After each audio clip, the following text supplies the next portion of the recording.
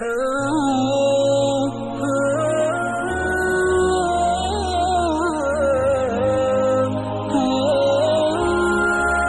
مرتبہ اللہ تعالیٰ نے حضرت اسرائیل علیہ السلام سے دریافت کیا کہ اسرائیل، آج تک جن لوگوں کی روح تم نے قبض کی ان میں سے کسی پر تجھے رحم بھی آیا؟ اسرائیل علیہ السلام نے عرض کیا، اے پروردگار، تو ہی خوب جانتا ہے کہ روح قبض کرتے وقت ہمیشہ میرا دل دکھتا ہے، لیکن تیرے حکم سے سرتالی کی مجال کہاں؟ خدا نے پوچھا، یہ بتا تجھے سب سے زیادہ رحم کس پر آیا؟ یا الہی، ایک موت ایسی ہے جو بھلائی نہیں بھولتی، اور وہ غم ایسا ہے جو تنہائی میں بھی میرے ساتھ رہتا ہے۔ ایک کشتی بھری ہوئی مردوں اور عورتوں سے سمندر میں سفر کر رہی تھی۔ تو نے حکم دیا کہ اس کشتی کو فنا کر دے، تو میں نے کشتی کو پاش پاش کر دیا۔ تو نے فرمایا، سب عورتوں اور مردوں کی روحیں قبض کر لو، لیکن ایک عورت اور اس کے بچے کو چھوڑ دو۔ میں نے اس حکم کی بھی تعمیل کی، سب کی روحیں قبض کر لی، ایک تختے پر اس کی ماں اور بچے کو چھوڑ دیا، اور پھر وہ تختہ سمندر کے کنارے پہنچ گیا۔ ماں بچے کی جان بچ جانے پر بہت خوش ہوئی، لیکن پھر تیرا حکم آیا کہ اسرائیل، چل ماں کی روح بھی قبض کر لے اور بچے کو اکیلا چھوڑ دے۔ اے باری تعالیٰ، تو خوب جانتا ہے کہ یہ حکم پا کر میرا کلیجہ کام گیا تھا کہ ایک شیرخوار بچے کو اس کی ماں سے الگ کر کے اس قدر تکلیف پہنچی تھی۔ اب تو اس واقعے کو ایک مدت بیت چکی ہے، لیکن وہ بچہ مجھے آج بھی یاد آتا ہے۔ اللہ تعالیٰ نے فرمایا، کیا تو جانتا ہے کہ اب وہ بچہ کہاں ہے اور کس حال میں ہے؟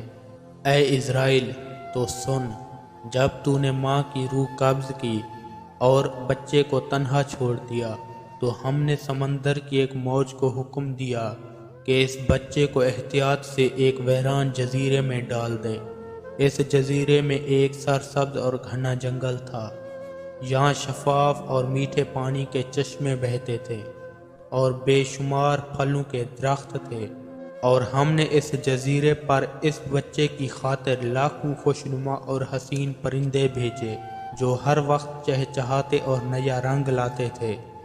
ہم نے چنبیلی کے پھولوں اور پتوں کو حکم دیا کہ اس بچے کا بستر تیار کرو تاکہ وہ اس پر آرام کی نیند سوئے۔ ہم نے اسے ہر خوف اور ہر خطرے سے محفوظ کر لیا۔ آفتاب کو حکم دیا کہ اپنی تیز دھوپ اس پر نہ ڈال، ہوا کو فرمایا اس کے اوپر سے آہستہ آہستہ چل، بادلوں کو حکم دیا کہ اس پر کبھی مینہ نہ برسانا، اور بجلی کو حکم دیا کہ خبردار، اپنی تیزی دکھا کر اس بچے کو مت ڈرا۔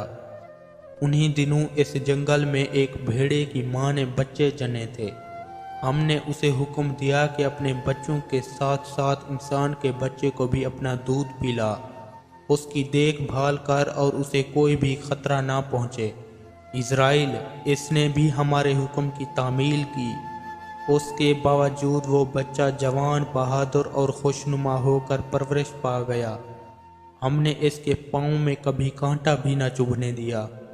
دنیا جہاں کی ساری نعمتیں اسے عطا کی، اور وہ بچہ ان کا شکر بھی ادا کرتا رہا۔ اے اسرائیل، تو جانتا ہے کہ وہ بچہ کہاں ہے اور کیا کر رہا ہے؟ اسرائیل علیہ السلام نے سجدہ کرتے ہوئے عرض کیا، صرف تجھی کو علم ہے اے میرے پروردگار۔ اللہ تعالیٰ نے فرمایا کہ وہ بچہ نمرود بن گیا ہے، اور اسی نے میرے خلیل ابراہیم علیہ السلام کو آگ میں پھینکنے کی کوشش کی، اور اب وہ لوگوں کے سامنے اپنی خدائی کا دعویٰ کرتا ہے، اور لوگوں کو میری راہ سے ہٹاتا ہے اور ان پر تشدد کرتا ہے۔ اللہ تعالیٰ ہم سب کو نیک اعمال کرنے اور راہ راست پر چلنے کی ہدایت دے۔